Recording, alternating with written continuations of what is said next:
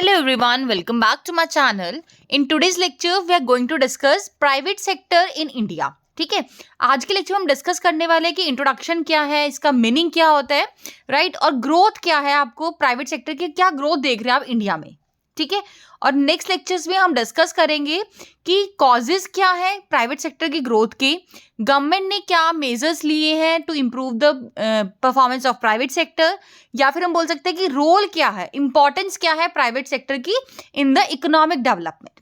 ठीक है, चलिए स्टार्ट करते हैं आज का lecture.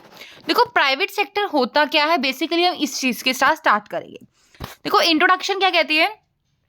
Private sector has played a significant role in the process of industrialization in India. It refers to all those industrial units or corporations which are engaged in production and are owned by private individuals and are managed by them for the profit motive. देखो basically private sector किस चीज को आप बोलते हैं, वो सभी individual units या फिर कॉरपोरेशन जो कि इन्वॉल्व होती हैं, एंगेज होती है प्रोडक्शन में, और वो प्राइवेट इंडिविजुअल उसके ऑनर्स होते हैं. ठीक है, उनकी जो ऑनरशिप होती है वो गवर्नमेंट के पास ना होकर किसी प्राइवेट इंडिविजुअल्स के पास होती है, और वही उसे मैनेज भी करते हैं, और उनका मेन मोटिव क्या होता है कि प्रॉफिट अर्न करना. ठीक है, after independence India adopted the system of mixed economy. It was in accordance with this system that the industrial policy resolution of the government divided the economy into private and public sectors. Basic and heavy industries such as railways, coal, iron and steel, defense goods were reserved for the public sector. On the other hand, consumer goods industry and agriculture were left to the private entrepreneurs. Public sector in India operates not only with the view to control the productive activity in general, but also with the view to promote economic welfare of the masses. देखो क्या कहते हैं कि independence के बाद की अगर हम बात करें, इंडिया ने एक ऐसा सिस्टम अडॉप्ट किया था इकोनॉमी में जो कि था मिक्स्ड सिस्टम ऑफ इकोनॉमी.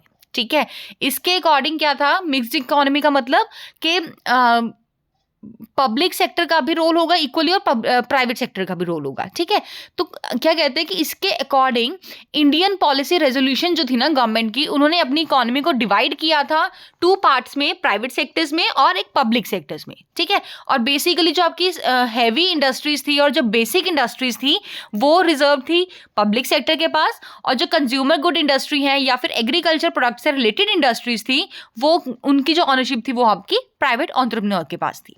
ठीक है, आगे कहते हैं अंडर इंडस्ट्रियल पॉलिसी 1956. अगर हम बात करें 1956 वाली इंडस्ट्रियल पॉलिसी की, तो उस टाइम पर 17 industries were reserve for public sector. ठीक है, 17 ऐसी इंडस्ट्रीज थी जिसमें private sector was not allowed to set up industrial units. ठीक है, वो सिर्फ और सिर्फ पब्लिक सेक्टर्स के लिए ही रिजर्व थी. इन इंडस्ट्रियल पॉलिसी 1991, जब 1991 पॉलिसी आई इंडस्ट्रियल की, जो ये 17 वाला नंबर था वो कम होकर 8 तक पहुंच गया था. इट मीन्स 1991 वाली पॉलिसी तक ओनली एंड ओनली 8 इंडस्ट्रीज थी, those were reserve for the public sector. ठीक है, since industrial policy 1991, role of private sector has increased. Now except only 2 areas, that is atomic energy and railways, all other areas have been opened for private sector.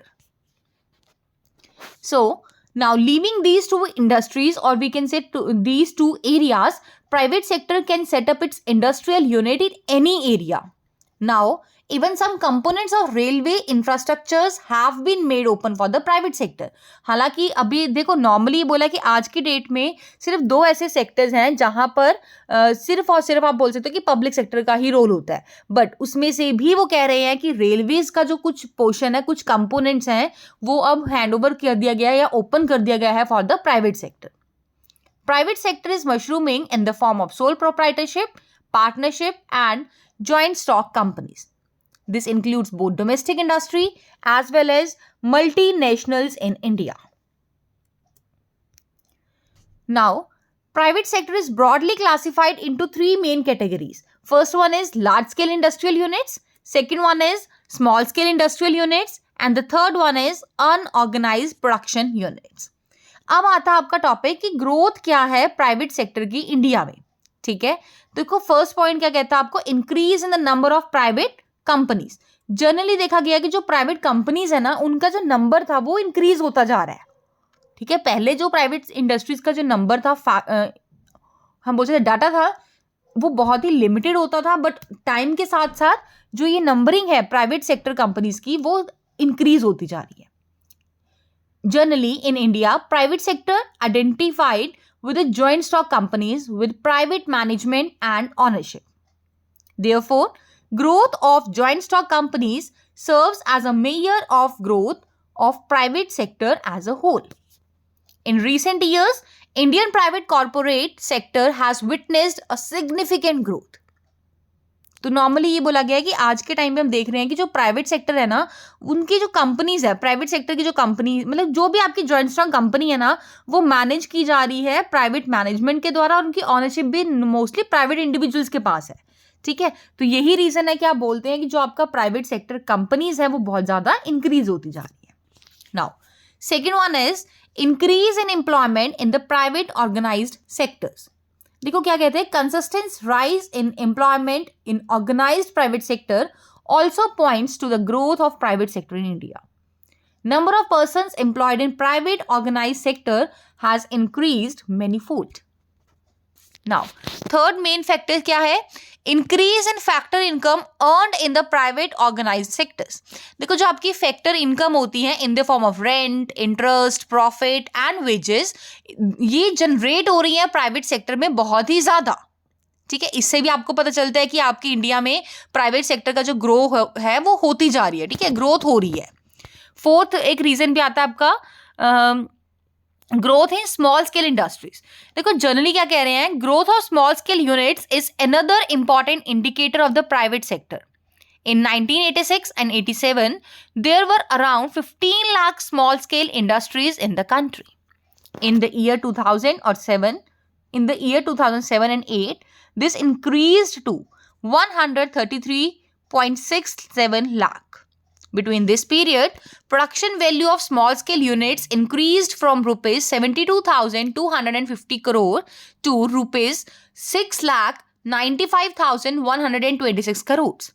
In March 2016, 6.34 crore micro, small and medium enterprises were operating in India. Value of total production of micro, small and medium enterprises in the year 2015 and 16 was 39,36,788 crores.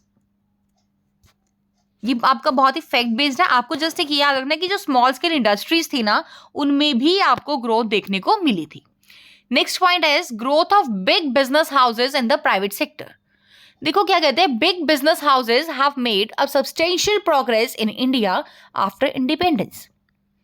Various large industrial houses have emerged in India in private sectors like Reliance, Tata Birla, Thapar, Bajaj, Oswal Agro, DLF, etc. ठीक है, I hope आपको एक overview मिल गया होगा कि private sector होता क्या है और उनकी ग्रोथ क्या हुई है, इंडिया में क्या ग्रोथ देखने को मिली है। तो बेसिकली प्राइवेट सेक्टर है क्या? It refers to all those individual units or corporations which are engaged in production and are owned by private individuals and are managed by them for the profit motive. Clear? I hope you like this video.